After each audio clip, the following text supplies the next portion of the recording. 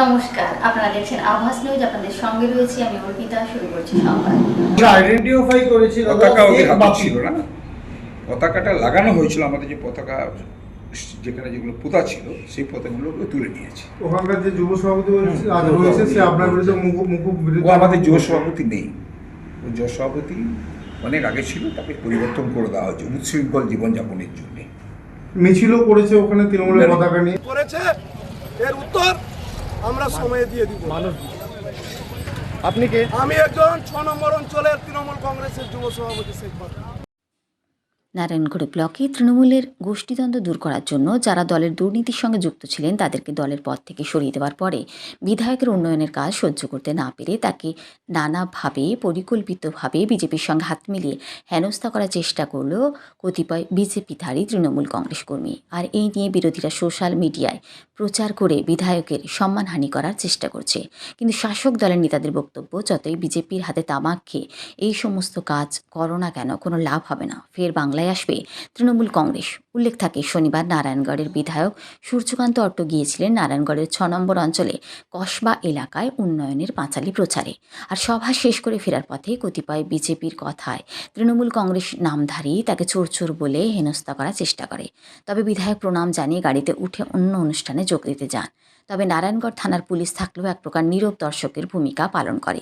আর এই ঘটনা ঘটার সঙ্গে সঙ্গে বিজেপির সোশ্যাল মিডিয়ায় সেই ছবি ভাইরাল হওয়ায় শাসক দলের নেতাদের বক্তব্য, যদি তৃণমূল করেন বলে দাবি করেন তাহলে বিজেপি আগে থেকে জানল কী করে? তাহলে বিজেপির হাত শক্ত করতে গিয়ে গোপনে এই কাজ করছেন নেতারা। যদি বিধায়কের বক্তব্য রোজগার কম হয়ে যাওয়ায় ওদের মাথা ঠিক নেই, তারা দলের কোনো কর্মী নয়, জনা কয়েক বিজেপি কর্মী এই কাজ করেছে। যারা করেছে তারা যথাসময় উত্তর পাবেন। যদিও এই নিয়ে বিধায়কের বিরোধী গোষ্ঠীর নেতারা বিজেপির সঙ্গে হাত মিলিয়ে আনন্দ উপভোগ করার চেষ্টা করছেন, কিন্তু তাদের সঙ্গে এই আনন্দ করে কোনো লাভ হবে না বলে স্পষ্ট ইঙ্গিত ব্লক সভাপতির। যদিও ঘটনার পরে নারায়ণগড়ে পাঁচালী प्रचार करते ছাড়েননি विधायक। ठीक है, लेकिन अपने लोग के अंदर ठेला ठेली लोग अब एक बात तो हम बापू जच्चा को ही बोले, मतलब बापू जब तुम लोग जो करो ठीक करो, वो लोग भी जो करो ठीक करो, प्रोटेस्ट करो, किंतु अपने लोग के अंदर कोई ठेला ठेली करो।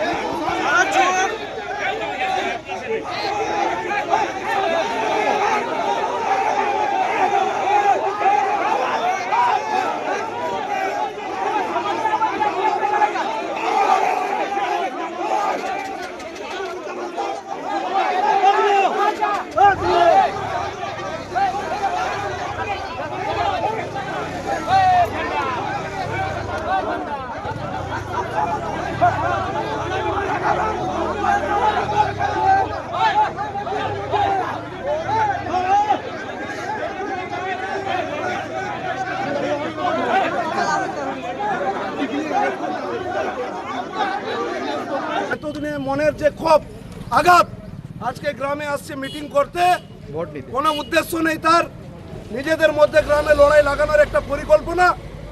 আমাদের এই ছেলেরা 2021-এ তাকে সহযোগিতা করে বিধায়ক করেছিল অনেক আশা নিয়ে, কিন্তু প্রত্যেকবার এই বিধায়ক সংখ্যালঘু এরিয়ায় এবং আলাদা জায়গায় পুরো ব্লকটাকে শেষ করে দিয়েছে। আর প্রতিটা ছেলে এবং প্রতিটা গ্রামে প্রত্যেকবার মানুষকে অসম্মান করছে।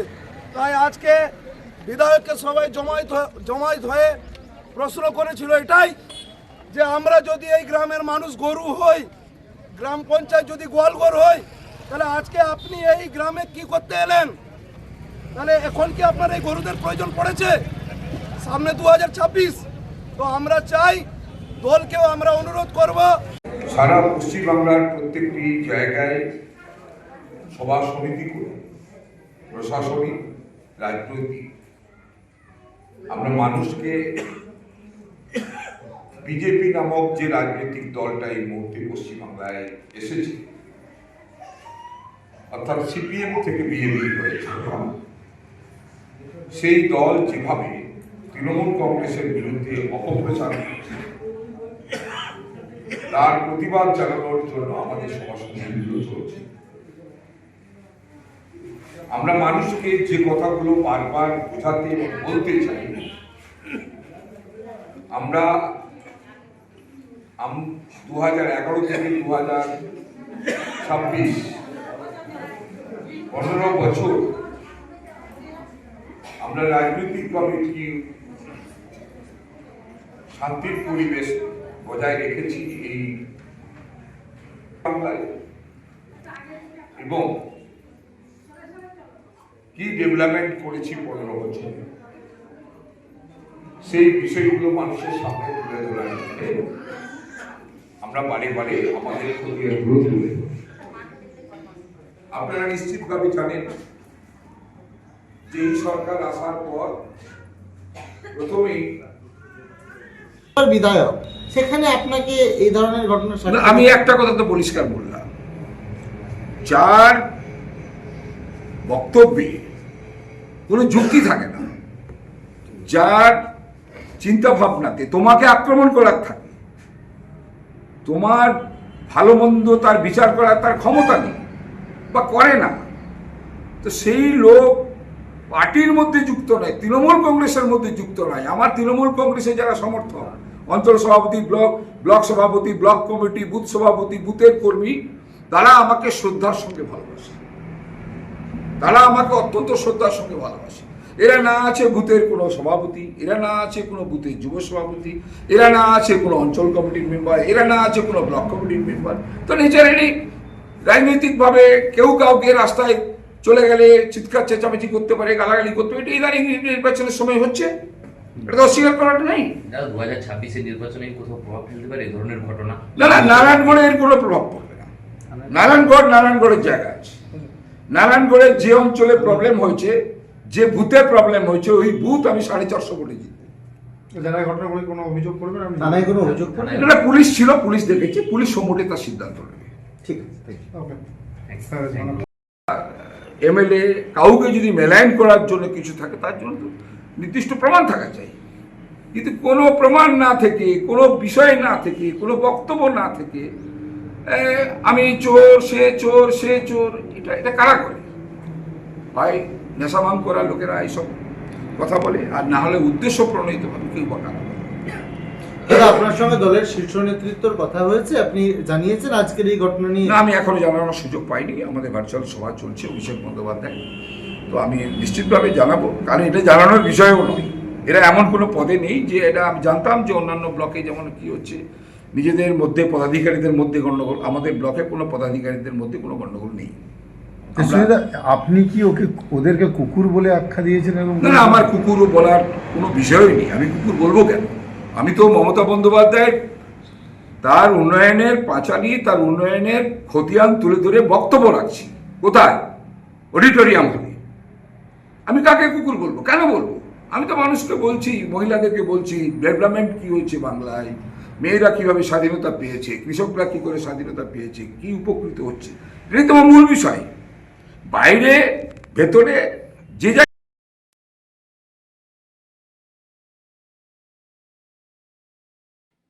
ভোরের আলো সঠিকভাবে ফোটার আগেই 169 নম্বর ব্যাটালিয়নের ব্রেভো কোম্পানির সতীর্থদের কাঁধে চেপে চিরবিদায়ে নিজের বাড়িতে ফিরলেন শহীদ সেনা জওয়ান সমীরণ সিং।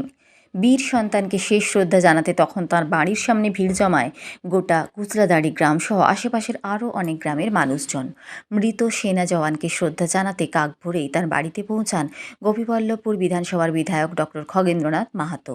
তিনি শহীদের শোকাহত বাবা মায়ের সঙ্গে কথা বলেন এবং পাশে থাকার আশ্বাস দেন। সঙ্গে ছিলেন সাঁকরাইল ব্লকের বিডিও অভিষেক ঘোষ, সাঁকরাইল থানার পুলিশ ও প্রশাসনের আধিকারিকরা। সকাল থেকেই তাঁরা পরিবারের সদস্য গ্রামবাসীদের সঙ্গে থেকে গোটা বিষয়টি তত্ত্বাবধান করেন। সূর্য ওঠার সময় সমীরণ সিংয়ের দেহ নিয়ে তার সহকর্মীরা পৌঁছান কুচলাদাঁড়ি গ্রামের স্কুল মাঠে। শেষবারের মতো প্রিয় বীরকে এক নজর দেখতে সেখানে জড়ো হন বহু গ্রামের অসংখ্য মানুষ। বিধায়ক ডক্টর খগেন্দ্রনাথ মাহাতো ও ব্লক প্রশাসনের আধিকারিকদের উপস্থিতিতে সমস্ত আয়োজন সম্পন্ন হয়। এরপর শহীদের দেহ বাড়িতে নিয়ে আসা হয়, যেখানে বাবা মা ও পরিবারের সদস্যরা শেষ বিদায় জানান। পরবর্তীতে দেহ নিয়ে যাওয়া হয় শ্মশানে। সেখানে সেনাবাহিনীর সতীর্থরা গান স্যালিউট দিয়ে পূর্ণ রাষ্ট্রীয় মর্যাদায় শহীদ সমীরণ সিংকে শেষ বিদায় জানান। উল্লেখ্য, জম্মু কাশ্মীরের ডোডা জেলায় ক্যাম্পে ফেরার সময় ভয়াবহ দুর্ঘটনায় খাদে পড়ে সেনাবাহিনীর একটি গাড়ি। ওই দুর্ঘটনায় প্রাণ হারান মোট 10 জন সেনা জওয়ান। তাঁদের মধ্যেই ছিলেন ঝাড়গ্রাম জেলার সাঁকরাইল ব্লকের রগড়া অঞ্চলের কুচলাদাঁড়ি গ্রামের বাসিন্দা সমীরণ সিং।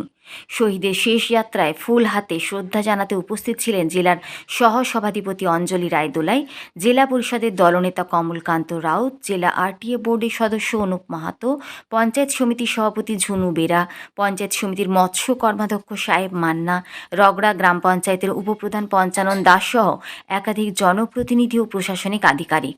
কান্নায় ভেঙে পড়েন শহীদের পরিবার ও গোটা এলাকার মানুষজন।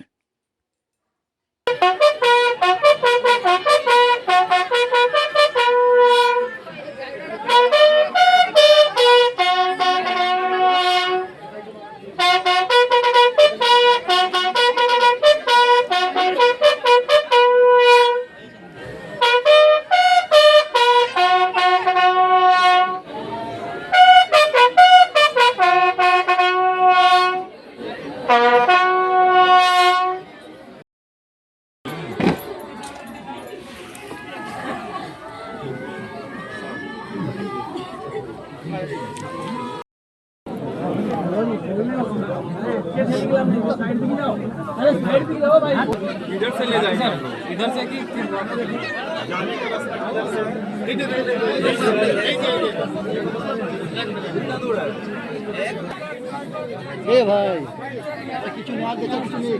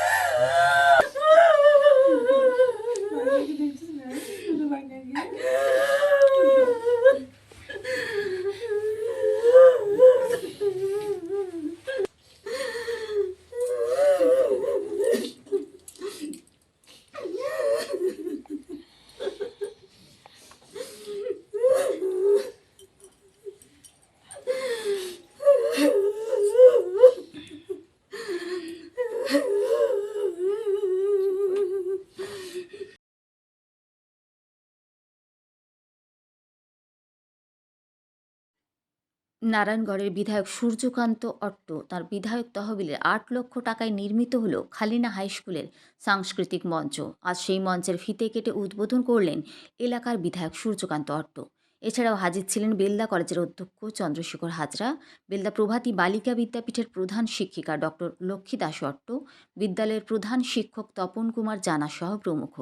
এই দিন বিদ্যালয়ে রবীন্দ্রনাথ ঠাকুর, স্বামী বিবেকানন্দ, সুভাষচন্দ্র বসু, মহাত্মা গান্ধী, সর্বপল্লী রাধাকৃষ্ণন, ঈশ্বরচন্দ্র বিদ্যাসাগর ও সর্বপল্লী রাধাকৃষ্ণন নারায়ণগড় বিধানসভার জনপ্রিয় বিধায়ক সম্মানভাজন সূর্যকান্ত অট্ট মহোদয় দেখে বিদ্যালয়ে পঠন পাঠন তার জন্য এই উদ্যোগ।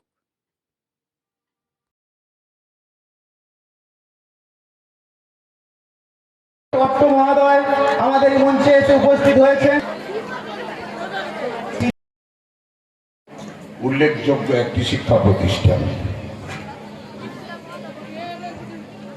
যারা সৃষ্টি করেছিলেন যে উদ্দেশ্য নিয়ে, তাদের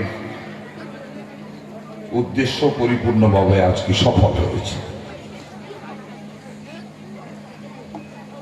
সেই সফলতার পেছনে যাদের দৈনন্দিন প্রচেষ্টা এবং মনের ইচ্ছা,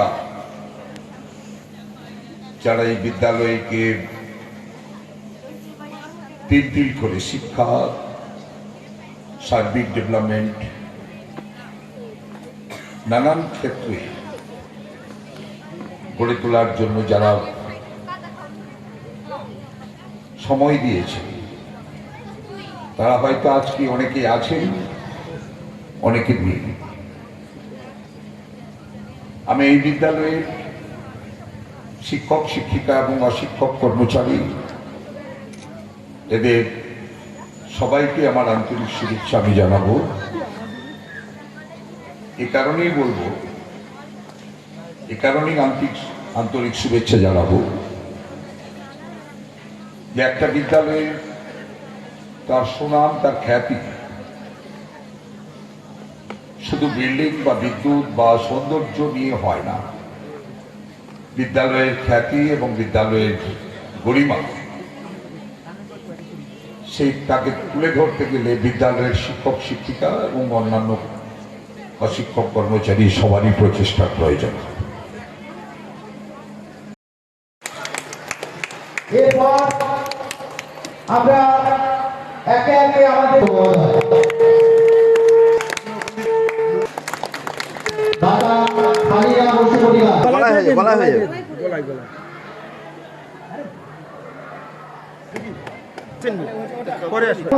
মহোদয় উন্মোচিত হবে ভারতবর্ষের অন্যতম শ্রেষ্ঠ দার্শনিক, জ্ঞান তপস্বী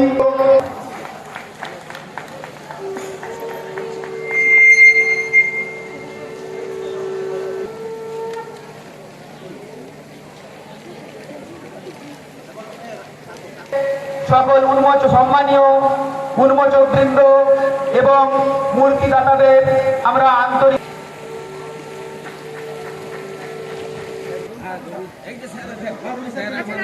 কিন্তু আমরা বলি তিনি এবার আমাদের আবদ্ধ মূর্তি উন্মোচন অনুষ্ঠান এখানে সমাপ্তি হলো। মানুষজন নিজের পোশাকটুকু রক্ষা করতে পারেনি,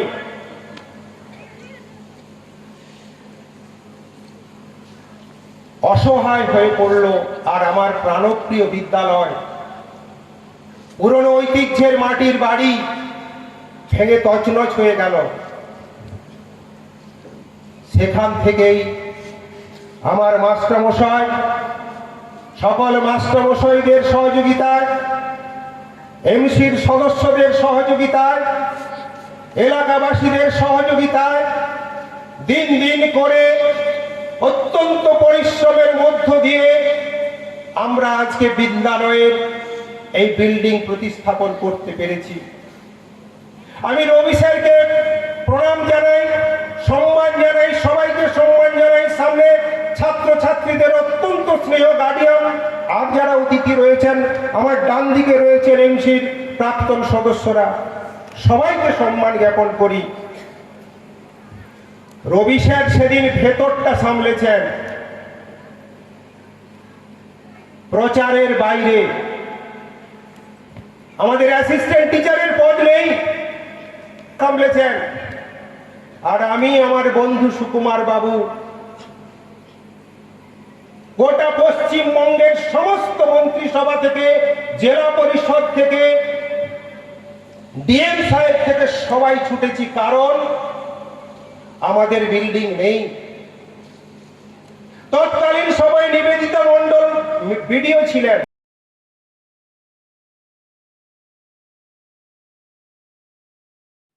সরস্বতী পুজো উপলক্ষে বেলদা ক্লাবের পক্ষ থেকে 3 দিন ধরে রয়েছে নানা অনুষ্ঠান। শনিবার বেলদা ক্লাবের মঞ্চে চণ্ডক পরিবারের সদস্যরা স্বর্গীয় নূরকর চণ্ডক ও স্বর্গীয় ওমপ্রকাশ চণ্ডকের স্মৃতির উদ্দেশ্যে প্রায় 100 জন দরিদ্র মানুষের হাতে শীতবস্ত্র তুলে দেন। হাজির ছিলেন পরিবারের সদস্য রাজু চণ্ডক, বিজয় চণ্ডক সহ বেলদার বিশিষ্ট ব্যবসায়ীরা। পাশাপাশি সেই মঞ্চে দাঁতন মানব সেবা কেন্দ্রের অসহায় মানুষদের হাতে বস্ত্র তুলে দিলেন ব্যবসায়ী শক্তিপদ দে। তার বাবা ও মায়ের উদ্দেশ্যে এই বস্ত্র প্রদান অনুষ্ঠান। রবিবার রয়েছে স্বর্গীয় পুলিন বিহারী চক্রবর্তীর স্মৃতির উদ্দেশ্যে পাঠ্য সামগ্রী প্রদান ও 26শে জানুয়ারি রয়েছে 13 জোড়া গণবিবাহের আসর। একটা উপহার সামগ্রী জমা দেবে, উপহার তুলে দেবেন শক্তিপদ দে। এটা একটা এই 2026-এ নতুন সংযোজন বেলদা ক্লাব করলো। তো আমি চাইব বেলদা ক্লাব যেভাবে দিনের পর দিন যে নতুনত্বভাবে যে সোশ্যালমূলক কাজে এগিয়ে যাচ্ছে, তার জন্য আমার অসংখ্য ধন্যবাদ জ্ঞাপন করি।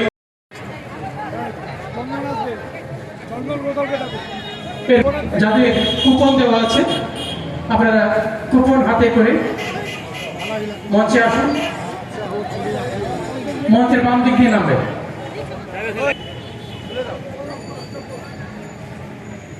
এই শীত বস্ত্র প্রদান অনুষ্ঠানে শুভক্ষণে বস্ত্র তুলে দিচ্ছেন শ্রদ্ধাভাজন চন্দন ঘোষাল মহাশয়।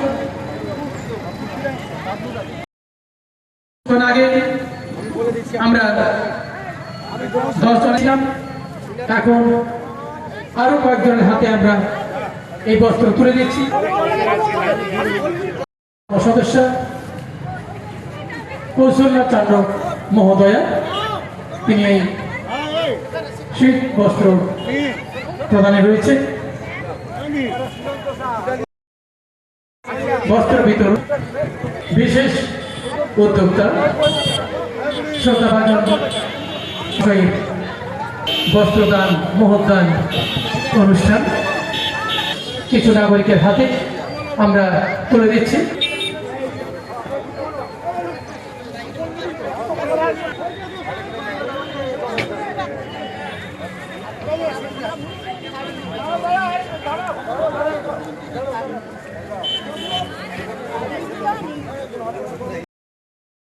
ডিস্ট্রিক্ট মিলেও এত ভালো কাজ ঘরে হয়তো অনেকেই চোখে পড়ে না। অবাক লাগে, আমরা 4-5 জন বন্ধু বান্ধব একটা পান দোকানে বসতে বসতে হঠাৎ মাথায় কি ঢুকেছিল যে আমরা একটা ক্লাব গঠন করব। ক্লাব একটা গঠন করলাম বেলদা ক্লাবের মাধ্যমে। সরস্বতী পূজার মাধ্যমে বসন্ত পঞ্চমী একটা ভালো দিন হয়, বিনা লগ্নে বিয়ে বাড়ি হয়, আপনারা জানেন। দেখতে দেখতে আজকে 15 বছর। আমরা ভাবতে পারিনি যে বেলদা ক্লাবের বাজেট আজ হয়তো 12 লাখ টাকা দাঁড়িয়ে যাবে। বেলদা ক্লাব প্রায় 10 থেকে 12 লক্ষ টাকা প্রত্যেক বছর খরচা করে চলছে এবং প্রতি বছরই আমাদের এই কর্মশালা দেখে, কাজ দেখে কিছু না কিছু নতুন নতুন মানুষ বেলদা ক্লাবে যুক্ত হচ্ছেন। আমি বেলদার সমস্ত মানুষকে বলবো, এই মঞ্চ আপনাদের, আপনারা ব্যবহার করুন ভালো কিছু কাজের মধ্যে দিয়ে। আমরা এই মঞ্চটা তৈরি করেছিলাম যে আমরা নাচ গানা খানাপিনা কিছু করবো না, আমরা শুধু মানুষের জন্য কিছু ভাববো। আমরা ভেবেছি বেলদায় সিসি ক্যামেরা লাগাবো।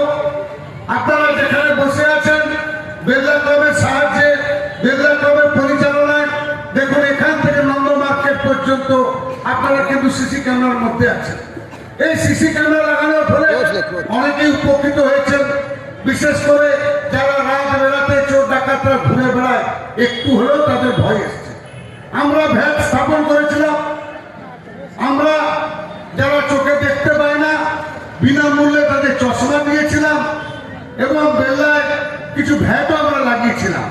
আমাদের আরো কিছু পরিকল্পনা আছে বেল্লা ক্লাবের পক্ষ থেকে, বেল্লা ক্লাবের পরিচালনায় আমরা কিছু করতে চাই। বেল্লায় এত টাকা 10 লাখ টাকা 12 লাখ টাকা বাজেট করে আমি আপনাদের কাছে আহ্বান করব, 26 তারিখ যেদিন গণবিবাহ, 13 জোড়া গণবিবাহ হবে এই মঞ্চ থেকে, বেল্লা নয় পক্ষ থেকে আপনারা সবাই আসুন, নবদম্পতিদের আশীর্বাদ করুন, আমাদেরকে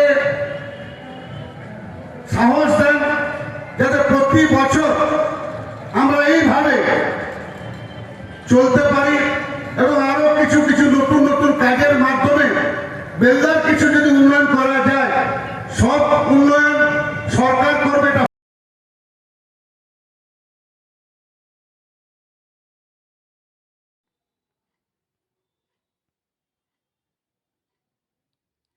সমবায় ভোটে বিজেপি সমর্থিত প্রার্থী হওয়ার জন্য তার সবজির ক্ষেত নষ্ট করে দেওয়ার অভিযোগে চাঞ্চল্য। অভিযোগের তীর শাসক দলের বিরুদ্ধে, অভিযোগ অস্বীকার তৃণমূল নেতৃত্বর, শুরু রাজনৈতিক তরজা।